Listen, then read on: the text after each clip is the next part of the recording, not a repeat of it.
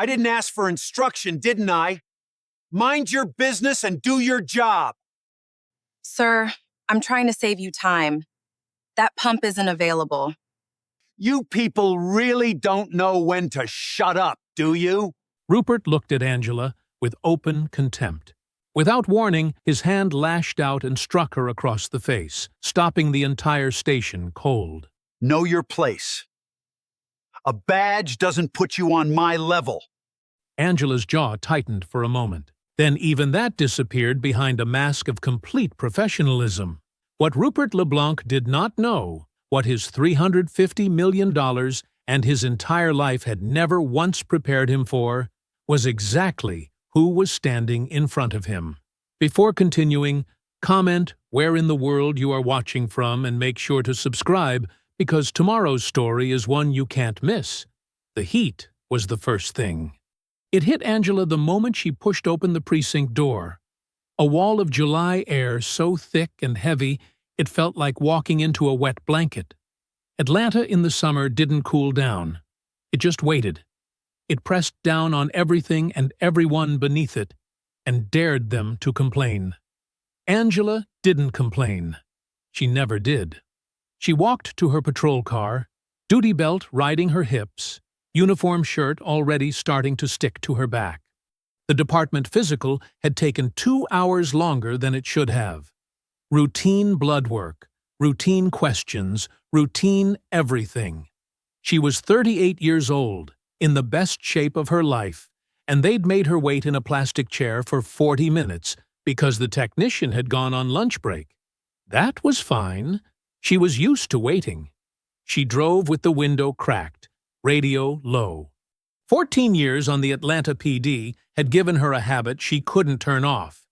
Her eyes moved constantly, reading every intersection, every parked car, every face on the sidewalk.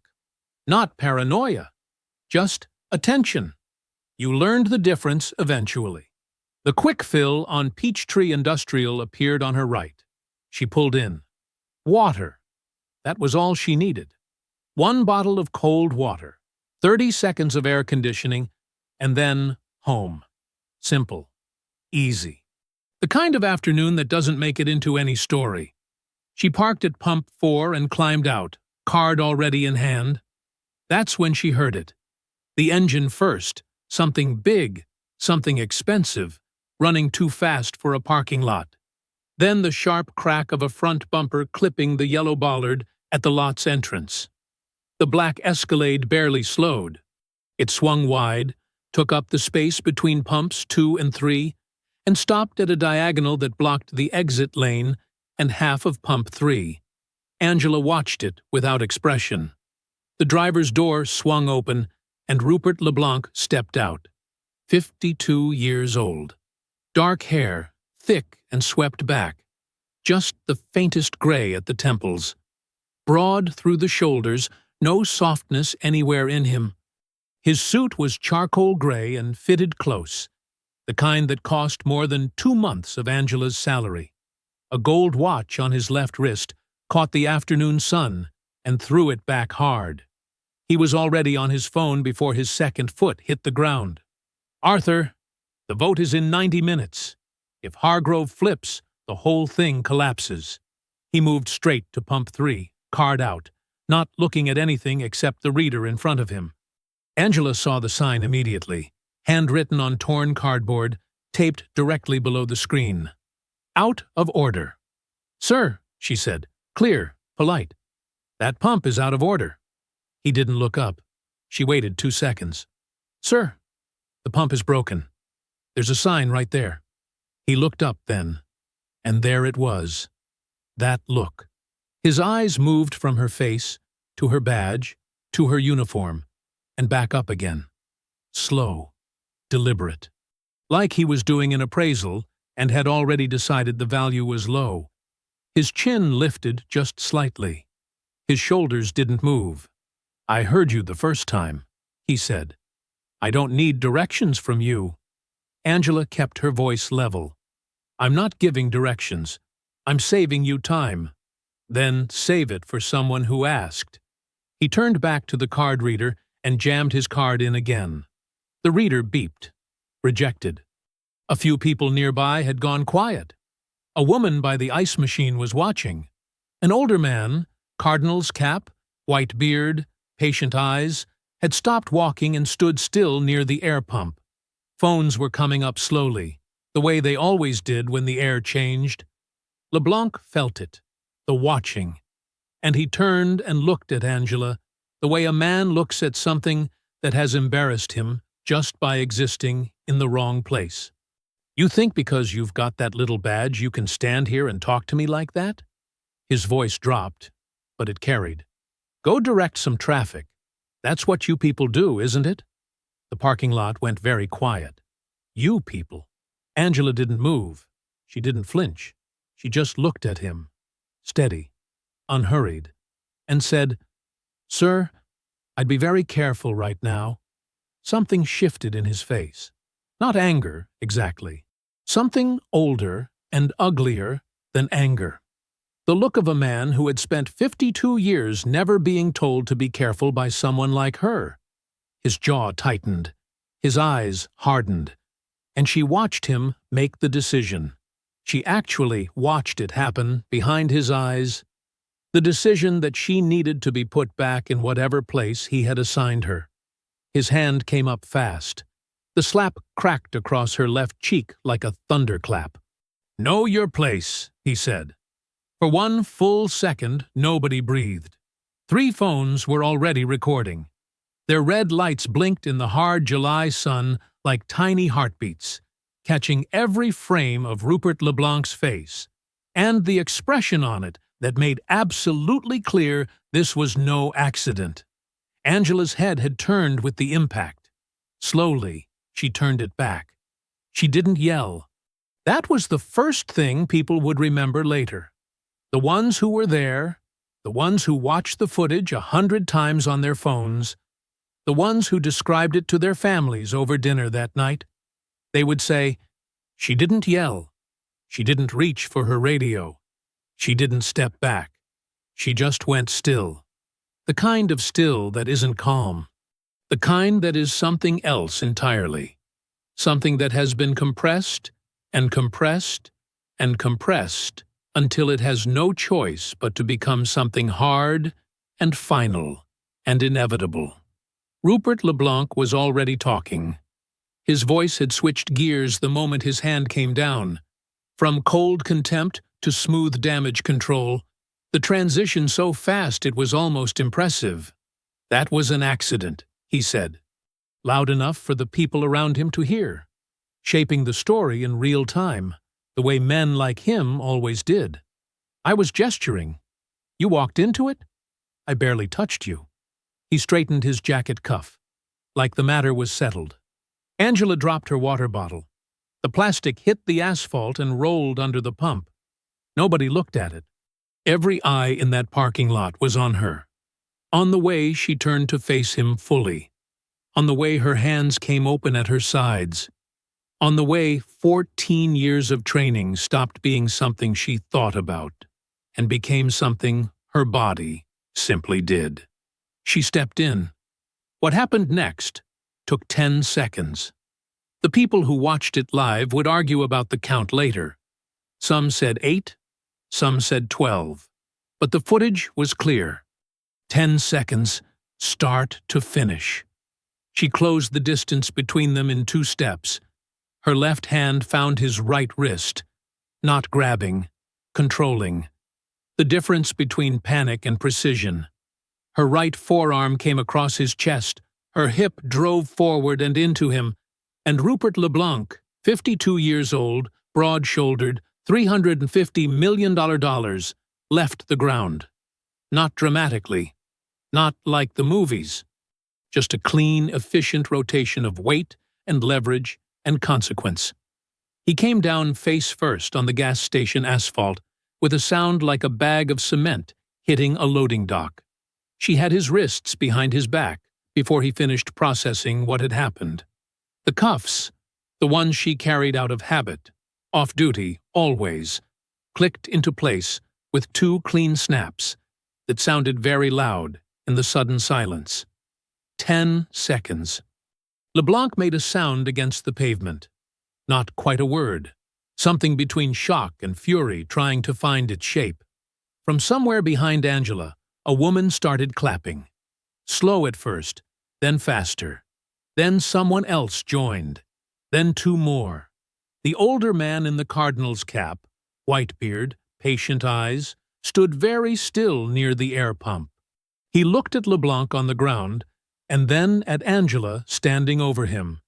And then he said it quietly, but clearly enough for everyone nearby to hear. "Lord, have mercy." He didn't sound upset. He sounded like a man who had waited a long time to see something and had finally seen it. Angela unclipped her radio. "Dispatch! This is D.S. Hawkins, badge 4471. Her voice was level, unhurried, the same tone she used to order coffee. "I have a subject in custody at the Quick Fill on Peachtree Industrial Boulevard. I need a unit and a supervisor.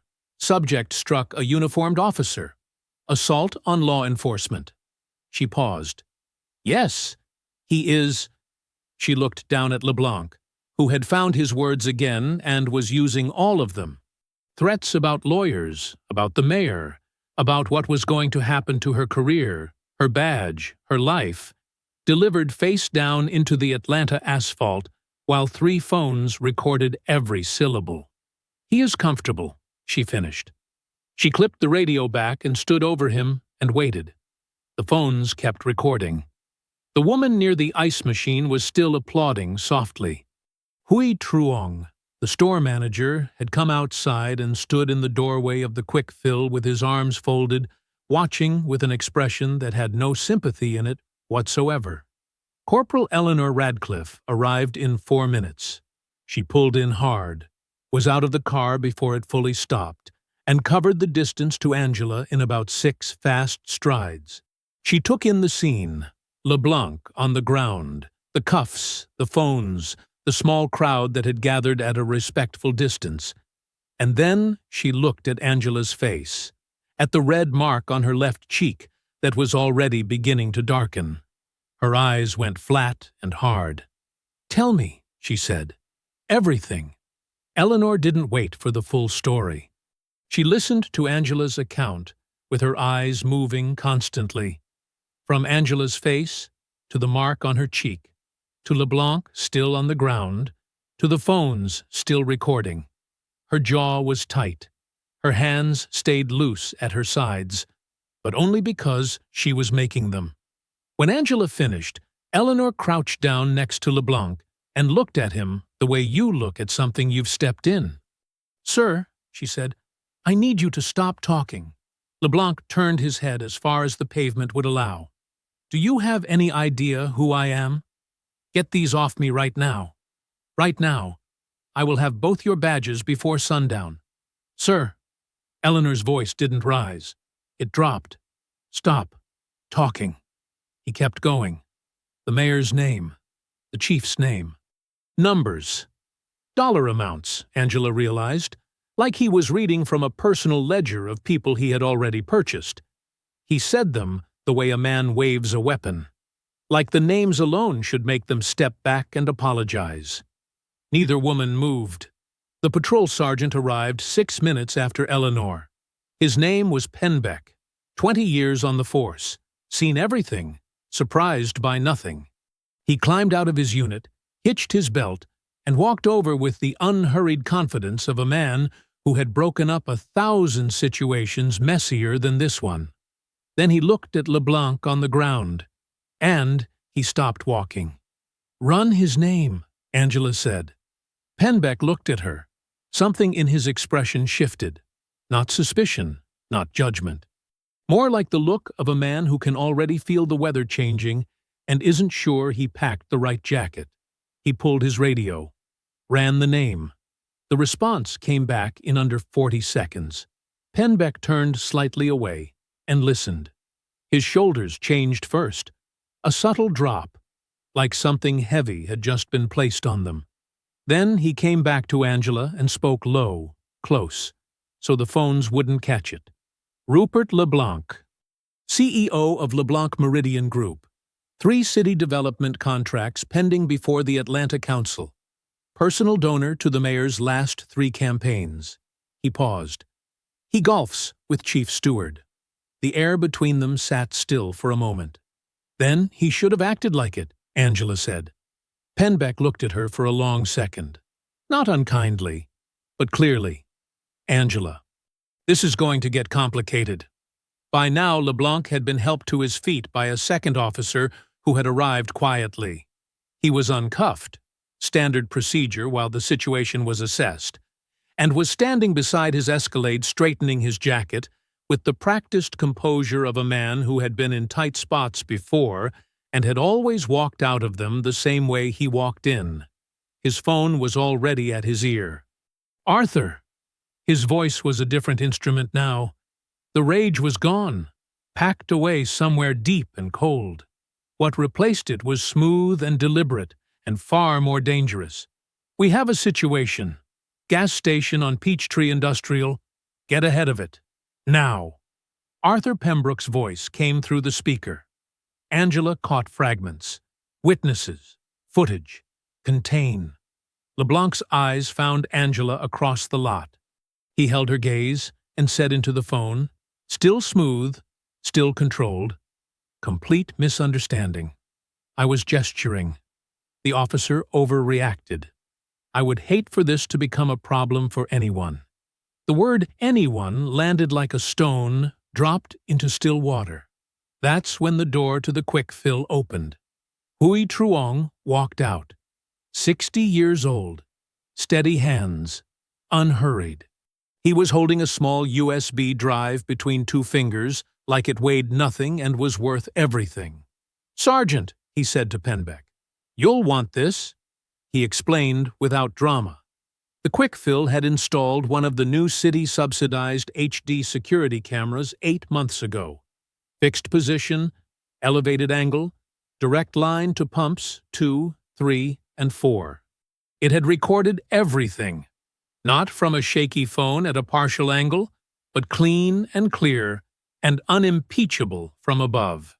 I already made 3 copies, Truong said. 1 is on this drive. 1 is on my personal hard drive at home. 1 my son emailed to himself 20 minutes ago. He looked at LeBlanc briefly, then back at Penbeck. I didn't want it to get lost, he said simply.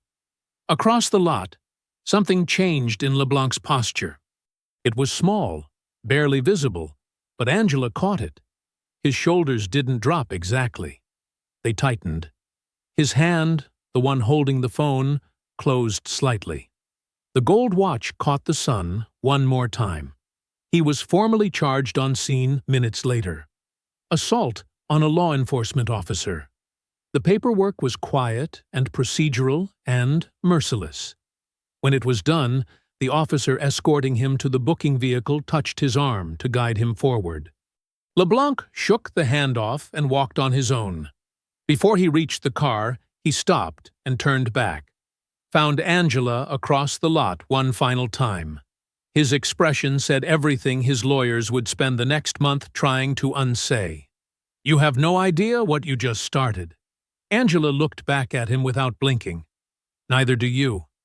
The footage hit the internet before the booking paperwork was dry. Not 1 video. 4. 3 from phones, and 1 pulled directly from the quick fill security system by someone who knew someone who worked the evening shift. By 8 o'clock Tuesday night, all 4 were circulating across every platform simultaneously. Shared, clipped, reposted, stitched together into comparison edits with slow-motion replays of the slap and the takedown looping side by side. The slow motion was what did it. At full speed, it happened fast enough that a person could almost accept LeBlanc's version. A gesture, an accident, a misunderstanding between 2 people in a hot parking lot. But slowed down, frame by frame, there was no version of events that survived. His eyes were on her face when his hand moved. Not past her, not through her, on her. The HD security footage, Hui Truong's camera, elevated and merciless, caught the angle that the phone videos missed. It caught his expression in the half-second before impact. What lived on his face in that half-second wasn't frustration or distraction. It was decision. By 10 o'clock Tuesday night, Rupert LeBlanc's name was the top trending topic nationally. By 11, late-night news desks had broken into their regular programming. By midnight, the words LeBlanc Meridian Group had been searched over 2 million times.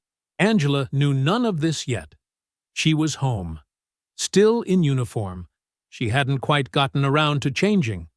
Sitting at her kitchen table with a bag of frozen peas held against her left cheek. The mark had darkened to a deep red-purple that her father had looked at for a long time without saying anything when he arrived 40 minutes after she called him. Victor Hawkins sat across from her now.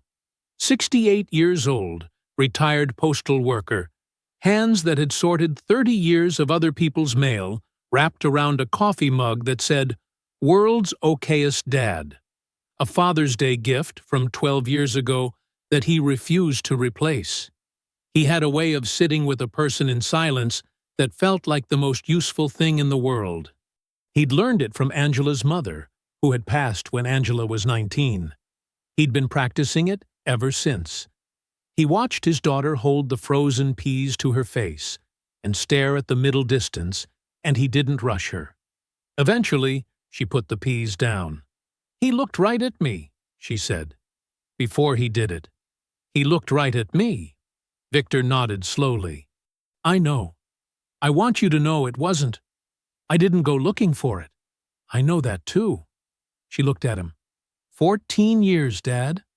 14 years, and I never—" "I know," he said again, quieter. He reached across the table and put one large hand over hers. "You did your job. Everything else is just what happens when the truth shows up." She went to bed at midnight. The world kept moving without her. Wednesday morning arrived like a verdict. At 6 a.m., LeBlanc Meridian Group's stock opened and immediately began to fall. Not drift, fall. Institutional investors don't wait for context. They see a CEO face down on a gas station asphalt in a video that 40 million people have already watched, and they make one calculation: liability. By 6:30, the sell orders were stacking up faster than the system could process them cleanly. By 8 a.m., the financial news networks had the ticker on permanent display, a red number eating itself alive in the corner of every screen. At 9 a.m., the WMG board convened an emergency call. Arthur Pembroke was on the line, his voice controlled, presenting options. 3 board members didn't wait for the options. They stated their positions and disconnected. The call lasted 22 minutes. At the end of it, Rupert LeBlanc, founder, majority shareholder, the man whose name was on the building, was formally suspended pending a full internal review. The City of Atlanta's Contracts Office issued a statement at 9:45 a.m. All pending WMG proposals were being paused out of an abundance of caution, pending review of recent developments. The statement was 14 words of bureaucratic language that meant one thing: distance. Everyone was getting as far from Rupert LeBlanc as the business day would allow. By the time the market closed Wednesday afternoon, LeBlanc Meridian Group had shed $350 million in market capitalization in a single trading session. LeBlanc's personal net worth, tied heavily to company equity and vested options, had cratered in proportion. Angela was eating toast when Eleanor called and read her the numbers. She put the toast down. $350 million, Eleanor said. There was something in her voice that wasn't quite laughter and wasn't quite awe. Something in between. In one day. Angela looked across the kitchen at her father, who was refilling his coffee and pretending not to listen. "One day," she repeated. Victor turned around. He had heard. He raised his World's Okayest Dad mug in a small, quiet salute and said nothing at all. He didn't need to. Thursday morning felt different. Not bad, exactly. Just different. The way the air feels different before a storm that hasn't shown itself yet. Angela had slept better Wednesday night than she had in weeks, which should have been a warning. In her experience, the nights you finally slept well were usually the ones right before everything fell apart. She dressed carefully. Fresh uniform, pressed sharp, badge polished. She'd rebraided her hair the way she always did for official matters. Neat, professional, not a strand out of place. She looked at herself in the bathroom mirror for a moment. The mark on her cheek had deepened overnight into a bruise that foundation couldn't fully cover. She left it uncovered. She wasn't hiding it. She drove to the precinct with the radio off. The desk officer buzzed her through without making eye contact. That was the first sign. 14 years meant she knew every face in that building and what their expressions meant. Avoidance meant something was already in motion that she hadn't been told about. The second sign was Eleanor, who was waiting near the elevator with her arms crossed and her face carefully neutral in the way it got when she was furious, but containing it. "Steward wants you," Eleanor said quietly. "Now. Not in 5 minutes." "For what?" Eleanor shook her head slightly. "He didn't say." "But Angela." She touched her arm briefly. "Pembroke's been busy." Chief Richard Steward's office smelled like old coffee and newer carpet. The carpet had been replaced 6 months ago after a budget approval that everyone knew was politically motivated. The chief sat behind a desk that was too large for the room and arranged his face into an expression that was almost sympathetic. Almost. He was 63 years old, thick through the middle, with the careful eyes of a man who had survived 5 mayoral administrations by being useful to whoever was currently in power. He had a photograph behind him of himself shaking hands with the mayor. Another one of himself at a charity golf tournament. In the second photo, just visible at the edge, was the broad shoulder and dark hair of Rupert LeBlanc. Angela clocked it immediately. She said nothing. "Sergeant Hawkins." Steward folded his hands on the desk. "I'm going to be straight with you, because I respect your service." Angela had heard sentences that started that way before. They never ended well. "Internal Affairs has opened an investigation," he said. "Effective this morning." She kept her face still. "Into LeBlanc?" A pause that lasted 1 second too long. "Into the use of force incident at the quick fill." The room temperature seemed to drop 10 degrees. "The use of force incident," she repeated slowly. "Where he slapped me.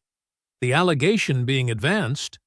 Steward unfolded his hands and picked up a document, reading from it like the words were someone else's, which they were, "is that the physical response applied was disproportionate to the nature of the contact, and that the arrest may have been motivated by factors beyond the immediate incident." Angela stared at him. "What factors?"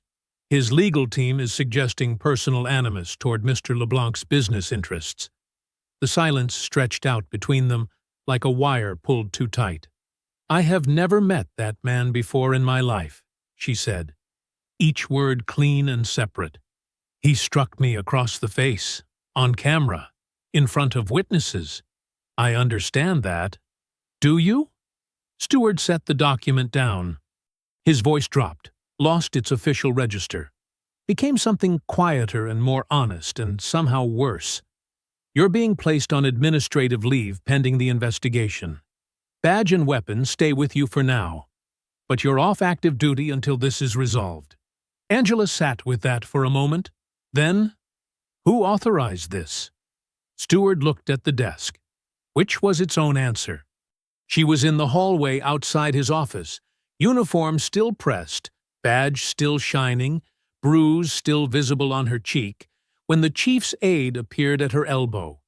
Young guy, 20-something, the kind of soft face that hadn't learned yet what it was helping to do. He spoke barely above a whisper.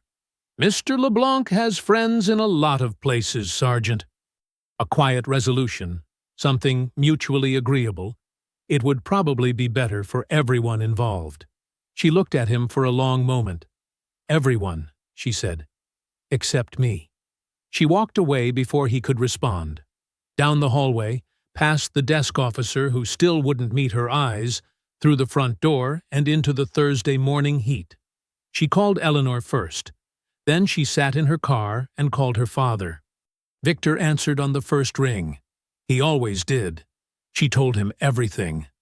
The meeting, the document, the aide's whisper in the hallway. When she finished, there was a silence on the line that wasn't empty.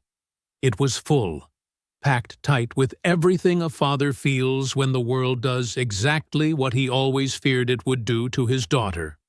Then he asked, "What do you want to do?"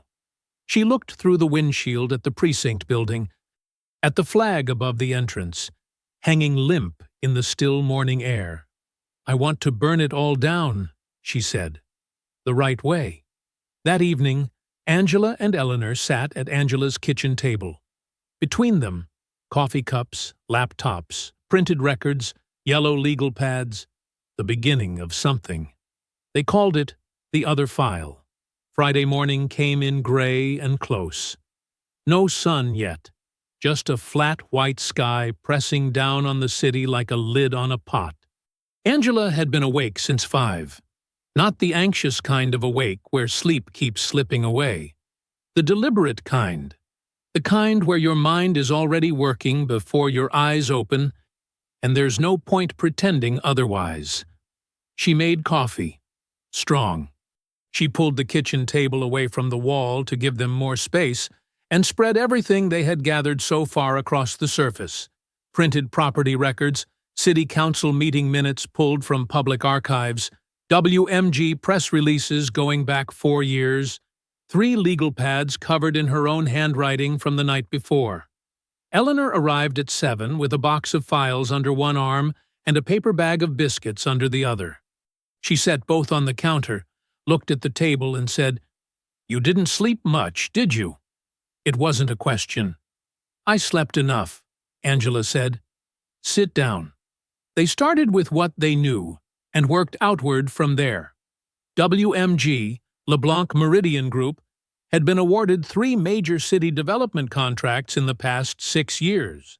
Each contract had followed the same basic pattern. A low-income housing community would receive notice from the city that their building had failed a structural inspection. Residents would be relocated, temporarily, the notices always said, while repairs were assessed. The repairs never happened. Instead, within 6 to 9 months, the property would be condemned and sold.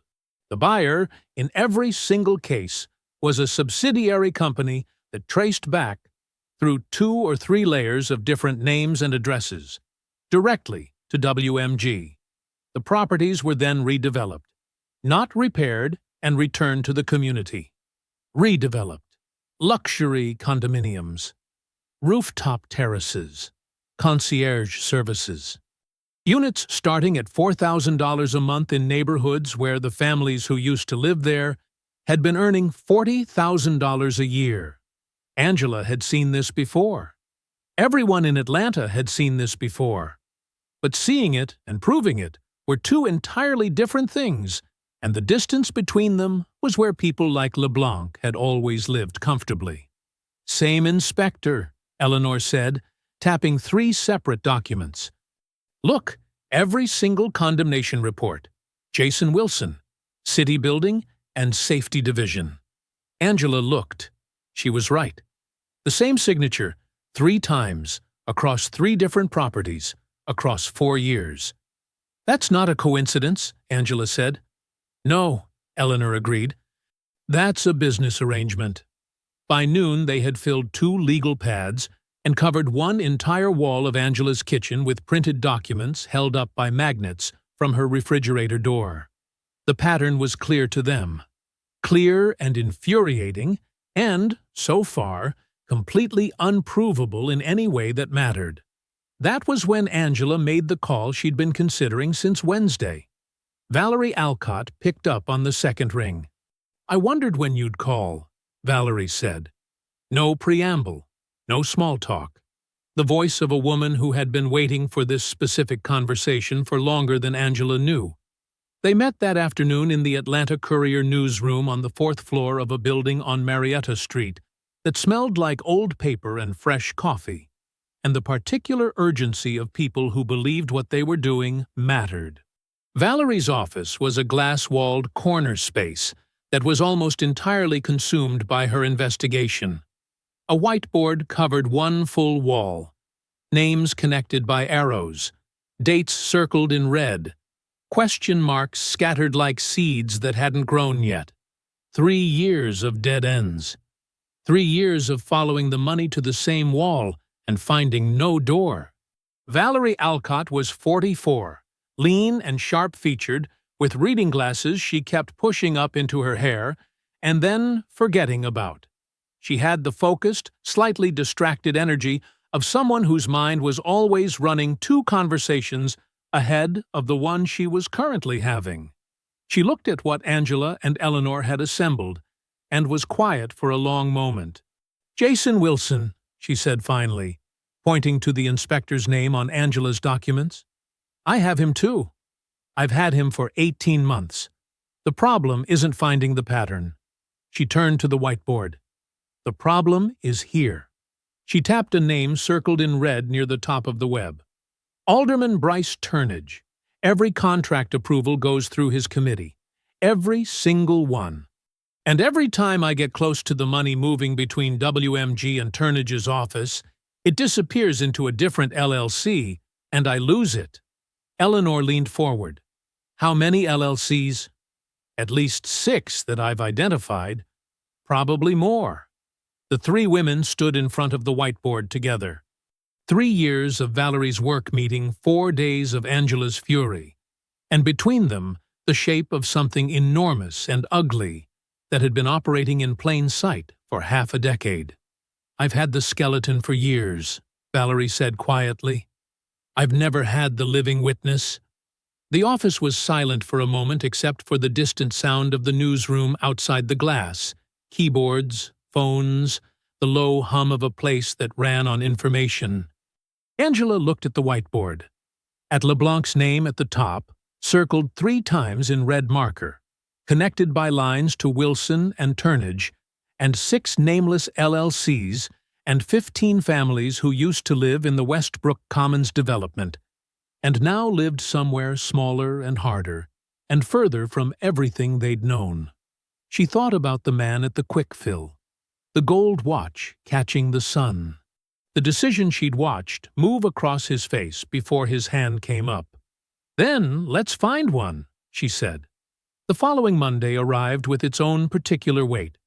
1 week since the quick fill. 1 week since the slap, the takedown, the footage, the market collapse, the suspension. 7 days that had moved like 7 months. Angela sat at her kitchen table that morning with her coffee and her legal pads, and the quiet awareness that the world had shifted under her feet, and wasn't finished shifting. She was right. By 9 o'clock Monday morning, Pembroke's machine was running at full capacity.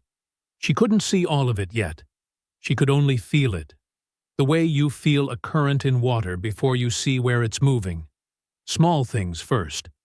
The kind of things that could each be explained away individually, but together formed a pattern she recognized immediately. The first call came from Eleanor at 9:15. "Victor Wesley," Eleanor said. Her voice was flat and controlled. "The guy with the iPhone video, the one standing at the air machine. He called the precinct this morning and withdrew his statement." Angela set her coffee down. "Why?" "He wouldn't say. Just that he'd reconsidered and didn't want to be involved." "Who visited him?" A pause. "How did you know someone visited him?" "Because people don't reconsider on their own," Angela said. "Not on something like this." "Who visited him?" "2 men. Expensive suits. Not police." He confirmed that much before he stopped talking. By noon, a second witness had withdrawn. A young woman named Vera Sand, who had been pumping gas 2 bays over and captured the clearest phone video of the slap itself. Her footage had been shared over 3 million times. She called the precinct's non-emergency line and left a brief, careful message saying she was no longer comfortable participating in any formal proceedings. 2 down. Wally Blake hadn't withdrawn. Angela drove to his house Monday afternoon, a neat brick bungalow in Vine City with a small garden out front that was clearly tended with serious attention. Wally answered the door in a cardigan and reading glasses, a paperback folded in one hand. He had received a visitor, too. That morning, a man in a blue suit who had explained, with great politeness and no actual warmth, that legal proceedings could be complicated and lengthy and stressful for elderly witnesses, and that it might be in Mr. Blake's best interest to reconsider his involvement. Wally invited the man to leave. The man suggested that Wally had family he cared about. Wally told him that he had 35 years in a classroom teaching young people about the law and about the price of staying silent, and that he had no intention of failing that lesson himself at 71. What did he do then? Angela asked. He left, Wally said simply. Men like that always do when you don't flinch. They're only dangerous to people they can frighten. He looked at her steadily. I've seen his kind my whole life, Sergeant. Different suits, same man. I'm not frightened. Angela looked at him for a moment. Thank you, Mr. Blake. Don't thank me, he said. Just finish it. The second wave hit Tuesday morning. Alderman Bryce Turnage, WMG's man inside City Hall, 48 years old, smooth as river stone, called a press conference. He stood at a podium outside his office and announced, with practiced concern, that he was formally requesting a comprehensive review of Detective Sergeant Angela Hawkins's complete use of force history, dating back to her first year on the force. The citizens of Atlanta deserve to know, Turnage said, his face arranged into something resembling civic responsibility, that the officers who serve them exercise restraint and sound judgment in all circumstances. Given the significant questions surrounding last Tuesday's incident, a thorough review is not only appropriate, it is necessary. He took 3 questions and then walked back inside. By Tuesday afternoon, 3 separate media outlets, all of them, Valerie confirmed, regularly fed stories by Pembroke's PR firm, had run pieces questioning Angela's record. The headlines were careful. They didn't accuse. They simply asked questions in large, bold type, which was its own form of accusation. Excessive force or justified response? A closer look at D.S. Hawkins's record. The articles were thin on facts and heavy on implication. But implications spread faster than facts, and both Angela and Pembroke knew it. The narrative was being muddied. Deliberately, methodically, expensively. Eleanor came over Tuesday evening with takeout containers and a look on her face that Angela had learned to read over 5 years of partnership. It was the look that meant she had found something, and wasn't sure yet whether it was good news or a deeper problem. She set the food on the table and opened her laptop. I filed a routine administrative records request last Thursday, she said. Consulting contracts and outside employment disclosures for everyone with IA access to your case file. She turned the laptop to face Angela. The results came back this afternoon. Angela leaned forward and read. Lieutenant Harold Geckler. Internal Affairs Division. Outside employment disclosure. Security consultant, Meridian Shield, LLC. Duration, 2 years, 3 months. Annual consulting fee. Listed as variable, performance-based. Angela looked up. Meridian Shield. I spent 4 hours tracing it, Eleanor said. 3 shell layers, but it connects. Directly to WMG. The takeout sat untouched between them. The investigation isn't just compromised, Angela said slowly. No, Eleanor said. It's being run for them. Every update, every development, every move we make inside that building. Pembroke knows about it before the ink is dry. Angela sat back in her chair. Outside the kitchen window, the Atlanta night was thick and dark and indifferent. Somewhere across the city, in an office or a car or a dining room that cost more than her house, Arthur Pembroke was reading tonight's update. She picked up her fork. "Then we stopped moving inside the building," she said. Wednesday morning, 12 days since the quick fill. Eleanor filed the records request at 8 a.m. from her personal laptop, using her home internet connection. Not the precinct system, not her department credentials. Her own name, her own address, submitted through the city's public administrative portal the same way any private citizen could do it. Clean, untraceable to anything inside the building that Pembroke's man could see. The request was simple on its surface. Outside employment disclosures for all personnel with supervisory access to internal affairs. Case file number 2024 IA0892. Angela's case number. Filed as a public records request under Georgia's Open Records Act, which gave the city 5 business days to respond. Angela watched Eleanor hit submit and felt the particular satisfaction of fighting carefully. "Now we wait," Eleanor said. "Now we wait," Angela agreed. They didn't wait quietly. Wednesday afternoon, Angela drove back to Valerie's newsroom. The whiteboard had grown since Friday. New names added, new arrows, 2 of the question marks replaced with circled facts. Valerie had been working the financial trail through the weekend, tracing the LLC layers that kept swallowing the money moving between WMG and Turnage's office. She hadn't cracked it yet, but she was closer. "Pembroke filed a legal threat against us yesterday," Valerie said, dropping into her chair with the weariness of someone who had expected this and was still exhausted by it. She tossed a thick envelope onto the desk. "Cease and desist. Defamation warning. The usual architecture of intimidation." "Are you stopping?" Angela asked. Valerie looked at her over her reading glasses. "I've been doing this for 22 years. The day I stop because a man in a bow tie sends me a letter is the day I find another job." She picked up her coffee. "But it means we need to be airtight. Every claim sourced, every document verified. No gaps." "Then we find you a source with no gaps," Angela said. Valerie nodded slowly. "Amber Sanchez." She said the name the way you say a name you've been sitting with for a long time. Carefully, like it might break if you handled it wrong. "You know her?" Angela asked. "I've tried to reach her 4 times in 14 months. She won't talk." Valerie pulled a folder from the stack beside her desk and opened it. Inside was a printed employment record. WMG's former director of community relations resigned abruptly 15 months ago.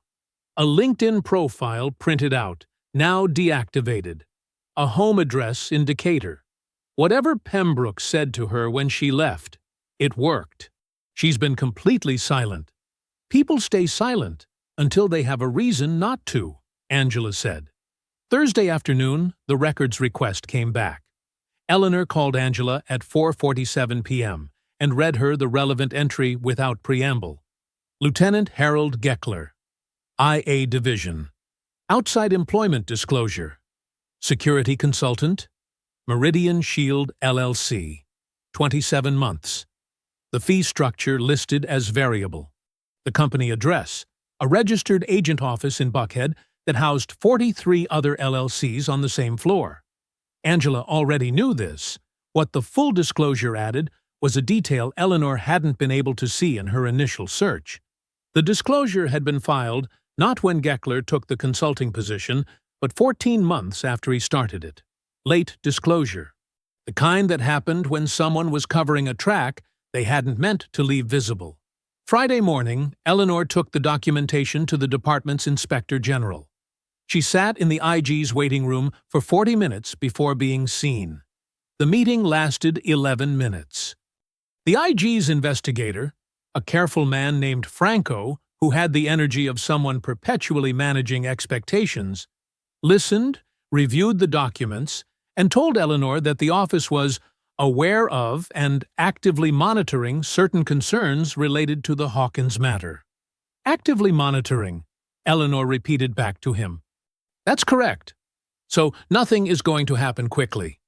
Franco looked at her with something that might have been apology if it had been allowed to develop fully. These processes have timelines, he said. We follow procedure. Eleanor gathered her documents and stood up. Lieutenant Geckler is feeding case information to the man who assaulted a uniformed officer, she said quietly. Every day that continues is another day Pembroke stays ahead of us. I hope your procedure is faster than his checkbook. She walked out. Friday evening, Angela sat on Victor's porch while he watered the small garden he kept along the front railing. Tomatoes, mostly. A few herbs. He treated them with the same patient, unhurried attention he gave everything that mattered to him. She told him about Geckler and the IG and the cease and desist and the 2 witnesses who had disappeared. He listened without interrupting, kept watering. When she finished, he was quiet for a moment. Then he said, not looking up from the tomatoes, "The people who build walls that high are always afraid of what's on the other side." She watched him work for a while. "We need Amber Sanchez, Dad." "Then go get her," he said simply. "Whatever Pembroke said to scare her, you've got something he doesn't." "What's that?" He looked up then. "You're real," he said. "You're standing right in front of her. He's just a threat on a phone." Angela's phone buzzed on the railing beside her. Valerie. She picked up. "I found her," Valerie said. "She'll meet us. Saturday morning. Decatur." The story ran on Thursday morning. Front page. Above the fold. Online at midnight. Print edition hitting doorsteps and newsstands across Atlanta before most people had finished their first coffee. Valerie had spent 5 days writing it. 5 days of verification calls and legal review, and the Courier's editor reading every paragraph twice, and the paper's attorney reading every paragraph 3 times. The result was the kind of journalism that didn't leave room for doubt. Behind the badge attack, WMG's pattern of corruption, and the officer fighting back. It named everyone: LeBlanc, Pembroke, Turnage, Lieutenant Harold Geckler, Jason Wilson, the building inspector. It laid out the pattern: the condemned housing, the below-market purchases, the luxury redevelopments, with documentation at every step. It included excerpts from Amber's records, verified independently by the Courier's legal team. It quoted Wally Blake in full. It described the 15 families of Westbrook Commons and where they were living now. It was comprehensive and sourced and devastating. By 6 a.m., it had been shared 40,000 times. By 8 a.m., the Georgia Attorney General's office had issued a one-line statement. "We are aware of the reporting in the Atlanta Courier and are opening a preliminary inquiry into the matters described." Angela read that sentence 4 times at her kitchen table. A preliminary inquiry. Real. Official. Moving. The city reacted like a struck bell, the vibration spreading outward in every direction at once. Alderman Bryce Turnage held a press conference at 10 a.m. outside his office. He had clearly not slept. His suit was correct, but his eyes were wrong, too careful, too aware of the cameras, working too hard at looking unconcerned. A reporter asked him directly about the payment records linking his office to WMG's LLC network.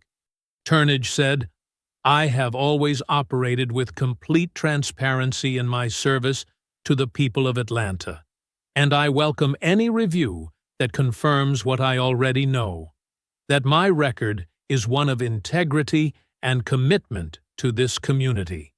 He then answered 2 more questions with variations of the same non-answer, said he had nothing further, and walked back inside. The clip was a meme by noon. Lieutenant Harold Geckler was placed on administrative leave by 11 a.m. The IG's office, apparently finding its urgency now that the story was public, moving with a speed that it had not previously demonstrated. The irony was not lost on Angela. She noted it without satisfaction. Satisfaction would come later. At 2 p.m., Chief Stewart issued a written statement praising Angela's professionalism and service record, and noting that her administrative leave had been reviewed and was effective immediately rescinded. He did not call her. He sent a statement to her through his aide. She filed that detail away. But the badge was hers again. Active duty restored. Official. Eleanor picked her up at 3, and they drove to Victor's house without discussing it. It was simply where they needed to be. Victor had already heard. He opened the door before they knocked, and the smell of oxtail and thyme came out of the house like a welcome that had been prepared in advance. They ate at the kitchen table, the same table where Angela had sat with frozen peas on her cheek 8 days ago, where she'd told her father she wanted to burn it all down the right way. Victor served generous portions and asked Eleanor about her mother, and refilled glasses without being asked. The conversation was easy and warm and deliberately ordinary, the way conversations get when people have been through something hard together and need to remember what normal feels like. Afterward, Angela sat on the porch with her father while Eleanor cleaned up inside. The evening was cooler than it had been all month. The tomatoes on the railing were coming in. "It's done," Angela said. Victor rocked slowly in his chair. AG's investigating. Geckler is suspended. Turnage is finished." She looked at him. "You don't think it's done?" He was quiet for a moment. "I think Pembroke is still out there," he said. "And men like Pembroke don't lose gracefully." Sunday morning the suits arrived. Federal civil filing. Multiple jurisdictions. Simultaneous. Angela's copy was on her doorstep before she was fully awake. A thick envelope that she opened at her kitchen table with her first coffee, and read with the growing cold recognition of a strategy she should have anticipated. Defamation. Tortious interference with business. Conspiracy. And targeting her specifically, a civil rights claim, inverted and absurd, alleging that Angela had violated Rupert LeBlanc's rights through targeted and racially motivated enforcement. 4 defendants: Angela, Valerie, the Atlanta Courier, Amber Sanchez. Her phone rang at 8:15. Amber, crying before she finished saying hello. She had been served at her front door. She couldn't afford a lawyer. Camilla had seen the papers and was frightened. At 9 a.m., Valerie called. The Courier's parent company, a media conglomerate with its own advertising revenue tied to WMG subsidiaries, had called an emergency meeting with the publisher. There was talk, Valerie said, her voice stripped down to something flat and careful, of a negotiated settlement. A retraction of key elements. At 10 a.m., Angela called her attorney contact at the city.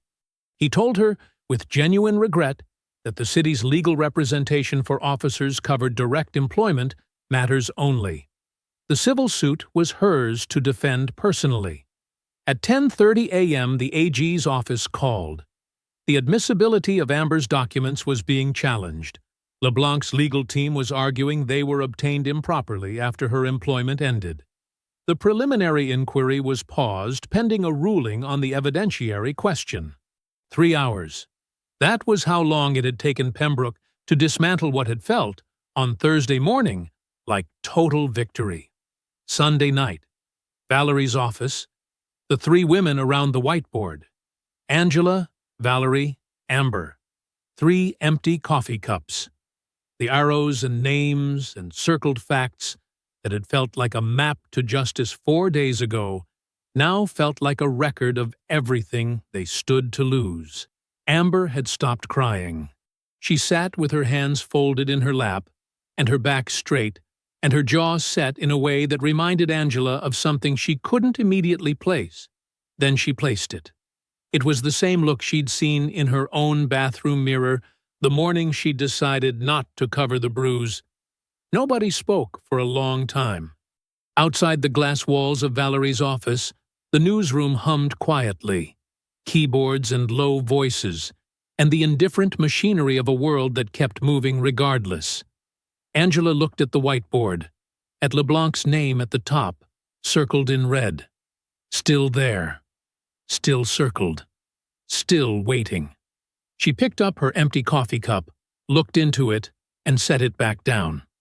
"We're not done," she said. It wasn't a question.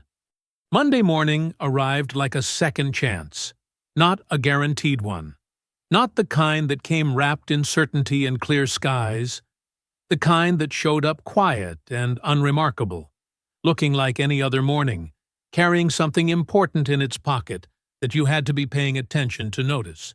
Wally Blake was paying attention. He had been up since 5.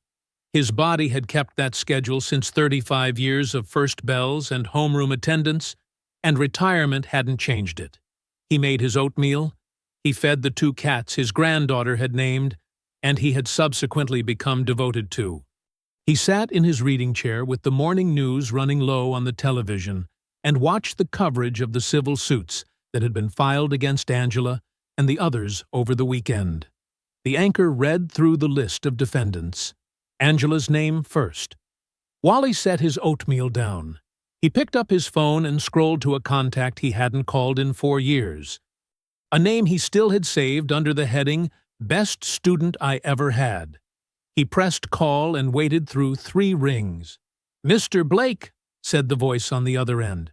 Surprised. Warm. "Luke," Wally said. "Are you watching the news?" Luke Mackinson was 39 years old and a senior partner at Mackinson Reyes Whitmore, the most prominent civil rights litigation firm in the Southeast. He had grown up in Wally's civics class, gone to Morehouse on a partial scholarship, and spent the subsequent 17 years building a legal reputation that made opposing counsel uncomfortable before the first filing. He called Angela at 11 a.m. Monday. She answered on the second ring, heard him introduce himself, and said nothing for a moment. "Wally Blake gave you my number," she said, finally. It wasn't a question. "He did," Luke said. "He also told me to tell you, and I'm quoting directly here, that you should stop worrying and let someone with a law degree handle the part that requires one." Despite everything, Angela laughed. It came out small and tired and completely genuine. "Pro bono," Luke said. "Full representation. All defendants if they want it. We've been looking for the right case to crack Pembroke's intimidation strategy open for 2 years. This is it." By Monday afternoon, Angela, Valerie, Amber, and the Courier were all represented by Mackinson Reyes Whitmore. Pembroke's suits, designed to exhaust and terrify people without resources, had just run directly into people with exactly the right resources. The first thing Luke did was file for a consolidated hearing. The second thing he did was request full disclosure of all communications between Pembroke's firm and Lieutenant Harold Geckler over the preceding 28 months. Pembroke didn't know yet, but his elegant machine had just lost a critical gear. Monday evening. Amber's kitchen in Decatur. Camila Sanchez had come home from Georgia State for the weekend when the civil suits were filed. She wasn't leaving until she was certain her mother was all right. She was 22, pre-law, with her mother's cheekbones and a focused, slightly restless intelligence that expressed itself in the form of having already researched everything before anyone else thought to. She sat across from Amber and Angela at the kitchen table with her laptop open and a legal pad covered in her own notes beside it. "Mom," she said, "before you left WMG, do you remember forwarding any of the documents to your personal email?" Amber frowned. "I worked from home sometimes. I forwarded things to keep working over the weekend. It wasn't—" "Which email account?" Camila asked, already typing. "My personal Gmail." "Why?" Camila turned the laptop to face them both. "Pembroke's admissibility argument depends on the documents being improperly obtained after your employment ended," she said, with the calm precision of someone who had been running this problem since Saturday morning. "But if you forwarded them to yourself while you were still employed, from your authorized WMG account, on company time, using the company network you had legitimate access to, then the transmission was authorized, Amber said slowly. Under Georgia's Electronic Communications Privacy Act, the transmission point is what determines authorization, not possession afterward. Camilla looked at her mother steadily. The documents aren't inadmissible, Mom. They never were. Pembroke's team knew it. They were buying time and betting that none of us would figure it out before you gave up. The kitchen was very quiet. Angela looked at Camilla, then at Amber, then back at Camilla. You figured that out in 2 days, she said. Camilla shrugged with the particular modesty of someone who knows exactly what they just did. I had motivation, she said. Angela called Luke from Amber's driveway at 9 p.m. He listened to everything Camilla had found without interrupting. When she finished, there was a brief silence on the line. That's it, he said. His voice had changed. Tighter, faster, the sound of a lawyer's mind accelerating. That's the whole game. The admissibility argument collapses. The AG's pause collapses with it. And if their entire legal strategy was built on that foundation, it falls, Angela said. All of it, Luke confirmed. I'm calling the AG's office first thing tomorrow. She sat in the car for a moment after she hung up. The Decatur street was quiet around her. Oak trees and porch lights, and the distant sound of a dog somewhere being called inside for the night. Ordinary things. The kinds of things that felt different when you were suddenly, unexpectedly, back on solid ground. She called Victor.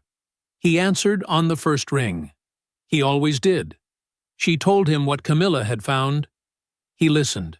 When she finished, he said nothing for a moment. Then, that girl is going to be something else. She already is, Angela said. Don't fold, he said. You hear me? Don't fold. I'm not folding, Dad. Good, he said. Then, neither is anybody else. Tuesday morning came in hard and bright.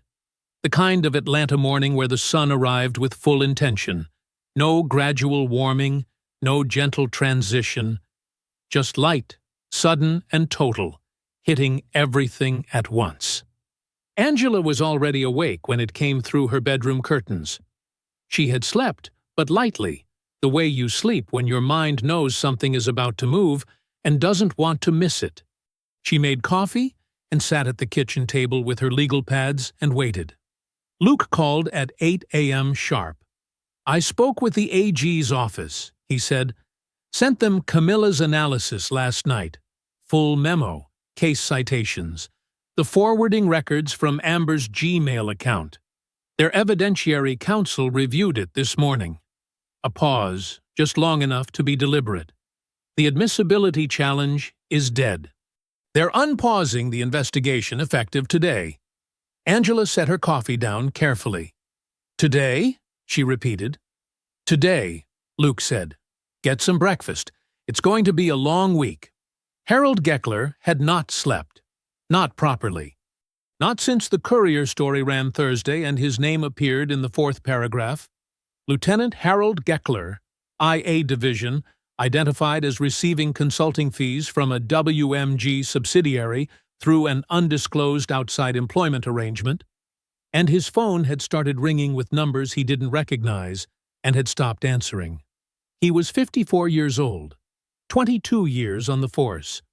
He had a daughter in Savannah and a mortgage he was 2 years from paying off, and a pension he had been counting on since his 3rd year on the job. He had told himself, when Pembroke first approached him, that what he was doing was minor, administrative, just keeping someone informed. Not evidence tampering, not obstruction, just information. The kind that moved between powerful people all the time, quietly, without consequence. He had been wrong about the consequences part. He sat in his attorney's office Tuesday morning, a small firm in Midtown, nothing like Pembroke's machine, and looked at the formal notice of criminal referral that the IG's office had sent over that morning. His attorney, a careful woman named Samara Birch, who had been doing criminal defense for 15 years, laid it flat on the desk between them, and let him read it twice. "They're referring you to the AG," she said. "Conspiracy to obstruct justice. Misuse of official position. Potentially more depending on what the AG's investigation develops." Geckler stared at the document. "How bad?" Samara looked at him steadily. "Bad enough that the question you should be asking isn't how bad. It's what you have that's worth trading." The room was quiet for a moment. "I was in the room," Geckler said finally. His voice was low, flat, the voice of a man making a decision he had been avoiding for weeks and had finally run out of road to avoid it on. 14 months ago, LeBlanc's conference room on the 32nd floor. LeBlanc, Pembroke, Turnage. I was there as LeBlanc's security consultant. They discussed Wilson, the inspector, specifically, the Westbrook Commons assessment, what it needed to say, what it would cost to make it say that. Samara didn't move. "You heard that conversation directly." "Every word," Geckler said. "I was standing 6 feet away." "And you can testify to it?" "Yes." Samara picked up her phone. "Then we call the AG's office right now," she said. "And you tell them exactly that." The cooperation agreement was negotiated Tuesday afternoon. Geckler's testimony, live, direct, placing LeBlanc and Pembroke and Turnage in the same room discussing the specific criminal act at the center of the investigation, made Amber's documents a secondary consideration. Powerful corroboration, but no longer the foundation. The foundation was now a witness who had been physically present and was willing to say so under oath. The document admissibility argument didn't just weaken. It became irrelevant. Angela learned about Geckler's cooperation through Luke at 4 p.m. Tuesday. She was sitting in her car outside the grocery store, a bag of things her father had asked her to pick up on the seat beside her. She listened to Luke's summary without speaking. "Live witness," she said when he finished. "Live witness," he confirmed. "In the room. With all three of them. The AG has more than enough to proceed." What Pembroke did next was his first real mistake. He had been precise until now. Every move calculated, every action conducted through layers of distance and deniability.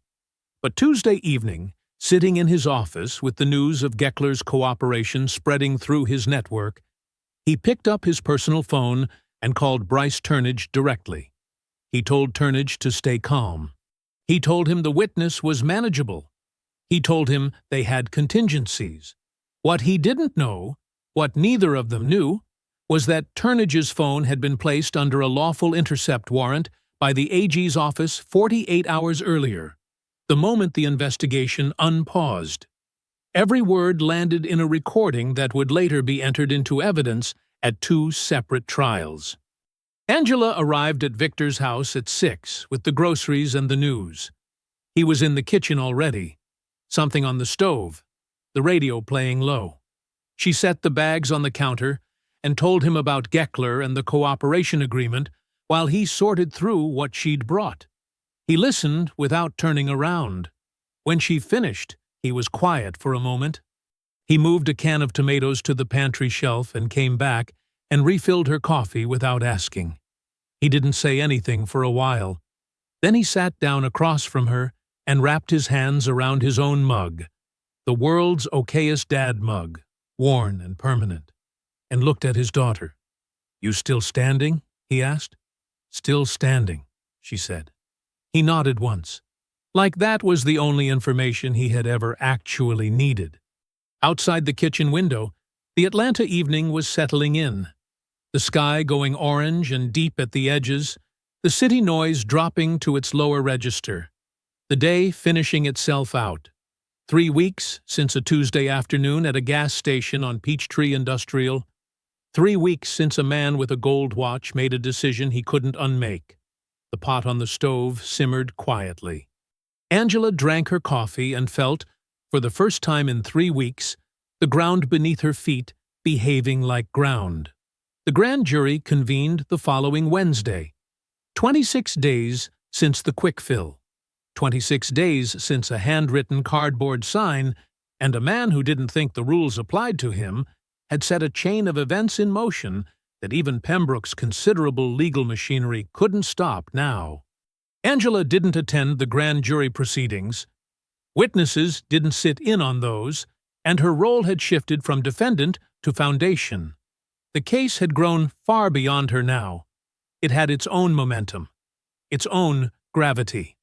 She went to work instead. First day back on full active duty. She dressed the same way she always did.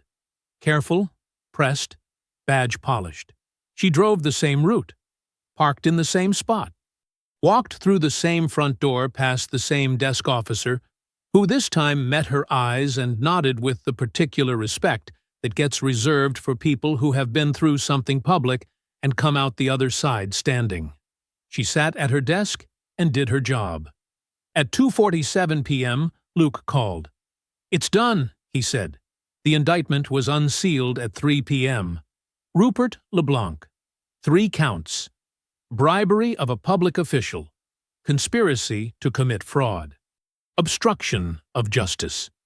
The charges were read into the public record in a courtroom on the 4th floor of the Fulton County Courthouse by a clerk whose voice carried no particular drama. Just words, clean and final, dropping into the record like stones into still water. Angela read the document on her phone at her desk, with the noise of the precinct moving around her. Phones ringing, boots on linoleum, someone's radio crackling in the hallway. Ordinary sounds, the sounds of work continuing, as it always did, regardless. She read LeBlanc's name at the top of the charging document 3 times. Then she put her phone face down on her desk and got back to work.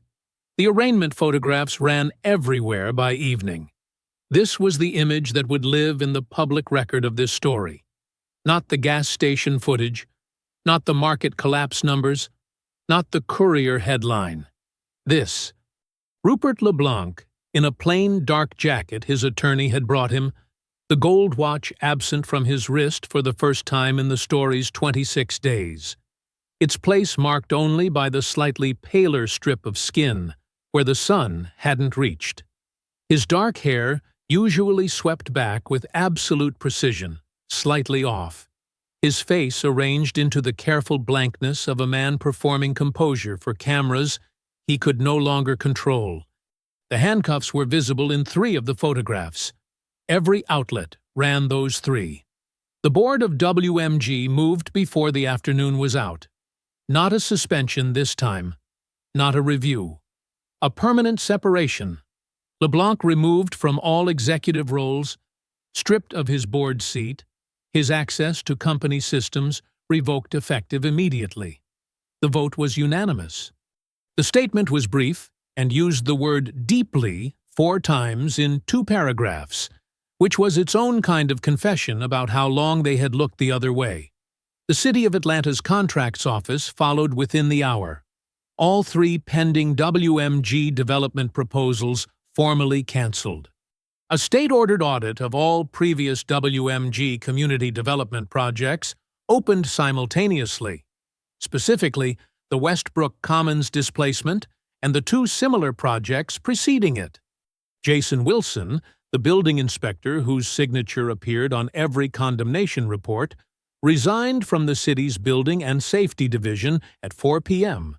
and was met in the parking lot of his office by 2 investigators from the AG's office, who had been waiting patiently since noon.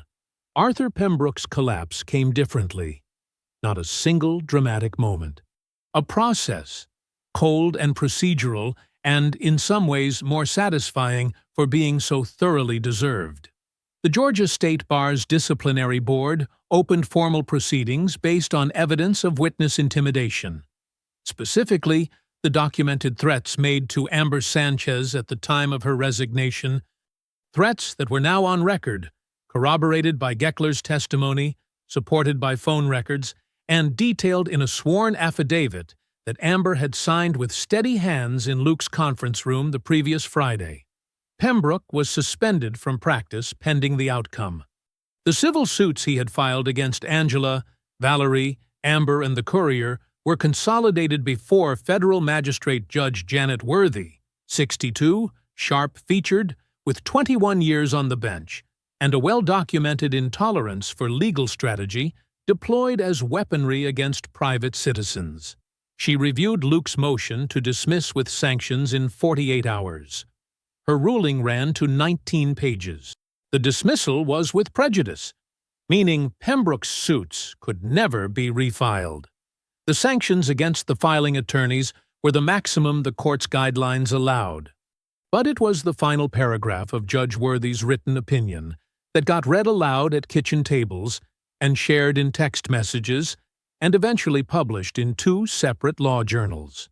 Angela read it for the first time sitting at her desk, Luke's voice on the phone reading it slowly so she could keep up. The law was not designed to be a weapon for the powerful to wield against those who refuse to be silent. When the courts are used not to seek justice, but to manufacture exhaustion and fear in those who have already suffered harm, this court has not only the authority, but the obligation to say so clearly and finally. These suits are dismissed. They should never have been filed.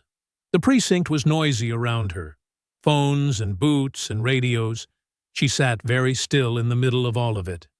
Alderman Bryce Turnage resigned from the Atlanta City Council Thursday morning. His written statement cited health reasons. It was 4 sentences long and contained no acknowledgement of anything that had happened in the preceding 3 weeks. He submitted it electronically, which meant he didn't have to face a camera or a reporter or another human being while doing it.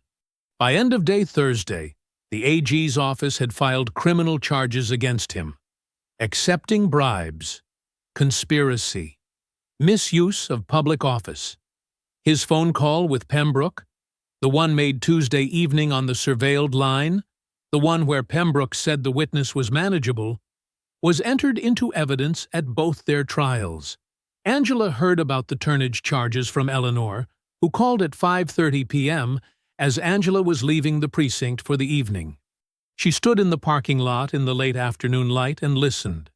"That's all of them," Eleanor said. Something in her voice was loose and warm in a way it hadn't been in almost a month. LeBlanc, Pembroke, Turnage, Geckler, Wilson.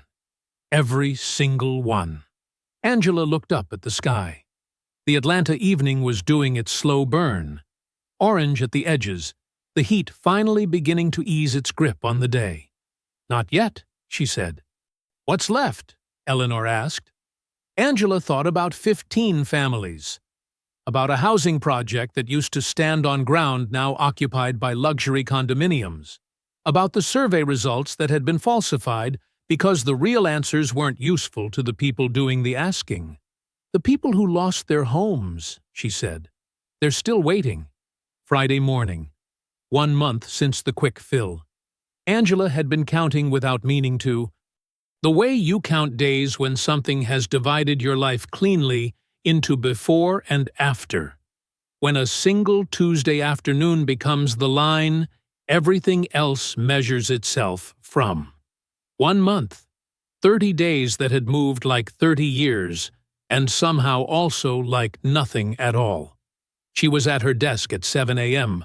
when her phone rang. Chief Steward's direct line. She looked at it for 1 full ring before answering. "Sergeant Hawkins," he said. Then he corrected himself immediately, and the correction cost him something she could hear in the brief pause before it came. "Lieutenant Hawkins, could you come up?" The carpet in Steward's office still smelled new. He was standing when she entered, not seated behind the large desk the way he had been a month ago when he delivered the suspension. Standing, which was its own kind of statement. The photograph of him with the mayor was still on the wall. The golf tournament photograph was gone. The space where it had been was slightly less faded than the surrounding paint. He didn't waste time. "Your lieutenant's exam results have been in the system for 4 months," he said. "The promotion was delayed. In review." He paused on those words with the discomfort of a man who knows exactly what they mean and knows that she knows too. Effective today, that review is closed. The promotion is processed. He picked up a small box from the desk and held it out to her. Inside were her lieutenant's bars. Angela looked at them for a moment. Then she took the box. "That's all?" she said. Stewart met her eyes. He had the expression of a man who had more to say, and had decided, probably wisely, not to say it. "That's all," he said. "Congratulations, Lieutenant." She left his office, walked to the elevator, rode it down to the floor where her desk was, her old desk already being cleared by a junior officer who had been informed she was moving, and carried the box with her lieutenant's bars to her new office at the end of the hall. It was a small room, a window that looked out over the parking lot, a desk that was slightly larger than her old one, a single framed commendation on the wall from a previous occupant that she would take down and replace. She opened her bag and took out the photograph of Victor, the one that had lived clipped to her sun visor for 6 years. Slightly faded at the edges, her father at 62 in the backyard with his garden behind him, squinting slightly into the sun and smiling like a man who had figured out the important things. She set it on the desk. She sat down in the chair. It fit exactly right. The calls came through the rest of the day in a steady stream. Valerie, at 10 a.m., the Courier's parent company had formally and permanently dropped all discussion of settlement or retraction. The paper's editor had sent a company-wide memo reaffirming the story's integrity. Valerie had been assigned 2 additional reporters to continue the WMG coverage through the trials. "They want to bury Pembroke's cease and desist in the archives," Valerie said. And Angela could hear the particular satisfaction of a journalist who has been threatened and kept going, and been proven right. "I told them I'd rather frame it." Amber at noon, her voice lighter than Angela had ever heard it. The careful, composed guardedness from the Decatur living room almost entirely gone. The bad faith finding on the civil suits meant complete legal protection against any further action. Luke had confirmed it in writing that morning. "Camilla wants to intern at Mackinson Reyes Whitmore this summer," Amber said. "Luke already said yes." "Of course he did," Angela said. Wally Blake at 2 p.m., calling from what sounded like his garden, a cat audible somewhere in the background. He said simply, "I heard about the promotion. Your mother would have been proud." Angela held the phone for a moment after that one. "Thank you, Mr. Blake," she said quietly, "for not flinching." "Thank you for giving me something worth not flinching for," he said. The news about Westbrook Commons came at 4 p.m. through Luke. As part of the state's civil settlement with WMG's restructured corporate entity, the board moving aggressively to separate itself from LeBlanc's legacy and limit further liability, a restitution agreement had been reached with the AG's office. 15 families displaced from the Westbrook Commons development were to receive full relocation assistance, back payment for 2 years of increased housing costs, and right of return agreements. New affordable housing units, built on the original Westbrook Commons site, the luxury development halted mid-construction by the audit, were scheduled for completion the following spring. 15 families. Going home. Angela sat at her new desk and read the settlement summary twice. She thought about the survey results Amber had been instructed to discard because the real answers weren't useful. The real answers were, "We live here. This is our home. We are not obstacles to be removed for someone else's profit margin." Those answers had been thrown away by a man in a fitted suit who had never once considered that the people in those surveys were as real as he was. They were real. They were going home. She put the settlement summary in the folder she had started 30 days ago at her kitchen table. The other file, born out of fury and frozen peas and her father's quiet certainty, and closed it. She drove to Victor's house after work. He was on the porch when she pulled up, had seen her coming down the street, she suspected, and positioned himself there with the same deliberate casualness he always used when he wanted to appear like he just happened to be nearby. The world's okayest dad mug was in his hand. The tomatoes on the railing were coming in full and red. She climbed the porch steps and sat in the chair beside him. "Lieutenant," he said, testing the word, letting it sit in the evening air between them. A slow smile spread across his face. Not the quick, bright kind, but the deep kind.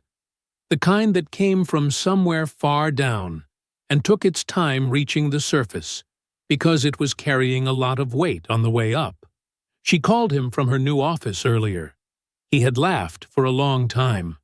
But this, sitting beside him in the cooling evening, the city going quiet around them, this was different. This was the version that didn't need a phone line between them. "How's the chair?" he asked. She thought about it. The desk, the window, the photograph of him on the surface where it belonged. "Like it was always supposed to be mine," she said. Victor nodded slowly. He raised the world's okayest dad mug toward the evening sky in a small, unhurried toast, to no one in particular, or maybe to everyone, or maybe just to the plain, stubborn fact of his daughter sitting beside him with her lieutenant's bars on her collar, and the long month finally behind her. He didn't say anything else. He didn't need to. The tomatoes grew red on the railing. The city settled into its evening. Somewhere across Atlanta, 15 families were reading letters about going home. 3 months later, October. Atlanta in the fall was a different city entirely. The brutal, pressing weight of the July heat was gone, replaced by something lighter, cleaner, a sky that had actual blue in it instead of that washed-out summer white. The trees along Peachtree Industrial had started turning, edges going amber and rust, and the air coming through Angela's cracked window as she drove had a coolness to it that felt like a reward for surviving the summer. She hadn't planned to stop. That was the thing she would think about later. She hadn't made a decision, hadn't set an intention, hadn't told herself she needed to go back there for any particular reason. She was simply driving home from work on a Tuesday afternoon, the same route she always took, and the quick fill appeared on her right, the way it always did. She pulled in. The broken pump had been replaced. Pump 3, the one with the handwritten "out of order" sign, the one Rupert LeBlanc had wrestled with while the world was still arranged the way he believed it to be, had a new card reader, new hose, new display screen still bright from its recent installation, no sign, no tape, just a functioning pump, clean and ordinary, doing what it was supposed to do. Angela parked at pump 4, the same pump, same spot. She sat in the car for a moment before getting out, not because she needed to, just because the moment seemed worth a second of acknowledgement before she moved through it. 3 months ago she had stood at this pump and had a bottle of water in her hand, and the only thing on her mind was getting home. The afternoon had rearranged itself around her before she had any say in the matter. She climbed out, card in hand. Hui Truong had done something to the store window. She noticed it as she walked toward the entrance. A framed document hung in the lower left corner of the glass, positioned deliberately, at eye level, where anyone walking in would see it. She slowed, stopped. It was a copy of Valerie's Atlanta Courier story, full front page, the headline running bold across the top. Behind the badge attack, WMG's pattern of corruption and the officer fighting back. The paper had been mounted on backing board and framed in simple black, the kind of frame you bought with intention, not as an afterthought. Beside it, taped directly to the glass without a frame, was a photograph. A small boy, 4 or 5 years old, round-faced and grinning with the total commitment of a child who hadn't learned yet to smile for cameras, sitting on what appeared to be Hui Truong's counter, holding a juice box, enormously pleased with himself. His grandson. Angela stood at the window for a moment. The morning of the incident, Hui Truong had walked out of this store with a USB drive between two fingers and said, "I didn't want it to get lost." 4 words that had quietly changed everything. She pushed open the door. The store was cool and bright inside, a few customers moving through the aisles, the refrigerator units humming along the back wall. The counter where Hui Truong stood, the same counter from the photograph, minus the grandson, with his hands resting flat on the surface and his reading glasses pushed up on his forehead.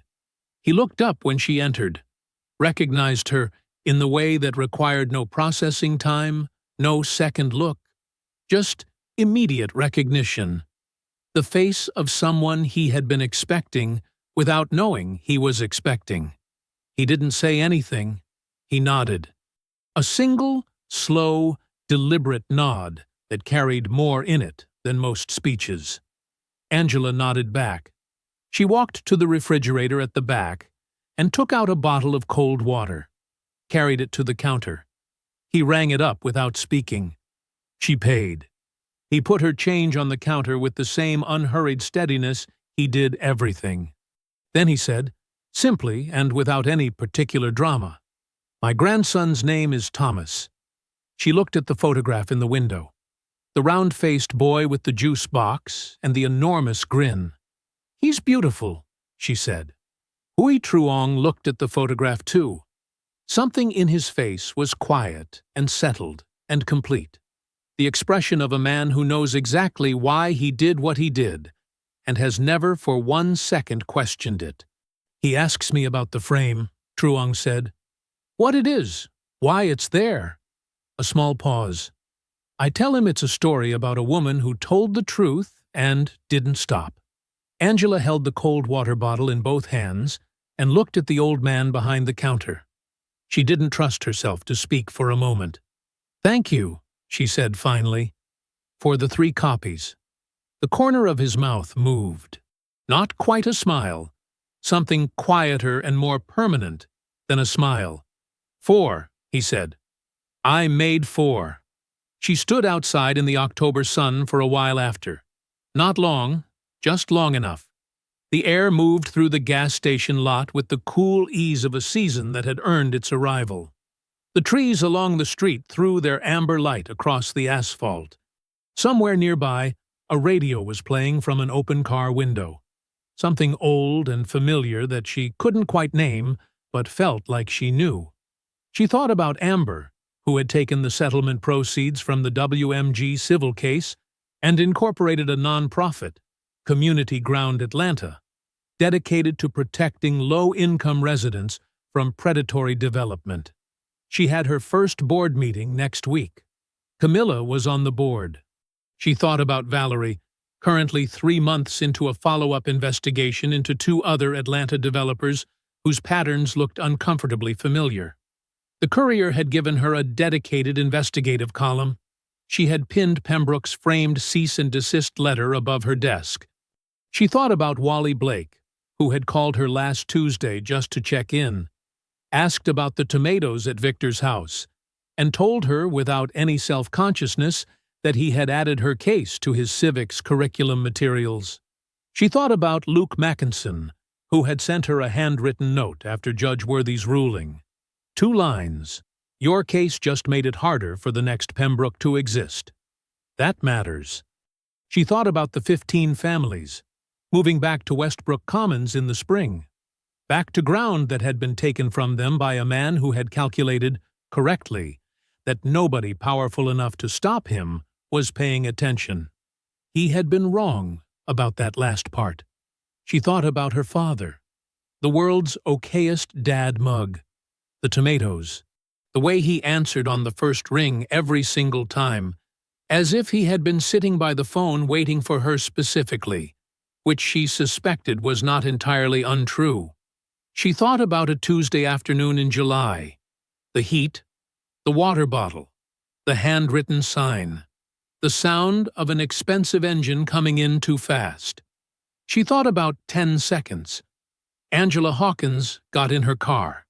She drove to work. The city moved around her the way it always had, loud and complicated and unfinished, full of people carrying things that were too heavy and still walking anyway. She moved through it as someone it had tried to grind down and had not managed to. As someone who had stood at a gas pump on the worst kind of afternoon and refused, in the end, to be nothing. The October light came through the windshield clean and gold. She was not tired. For the first time in a long time, maybe the first time in longer than she could accurately measure, Lieutenant Angela Hawkins was not tired at all. If you enjoyed the story, leave a like to support my channel and subscribe so that you do not miss out on the next one. On the screen, I have picked 2 special stories just for you. Have a wonderful day.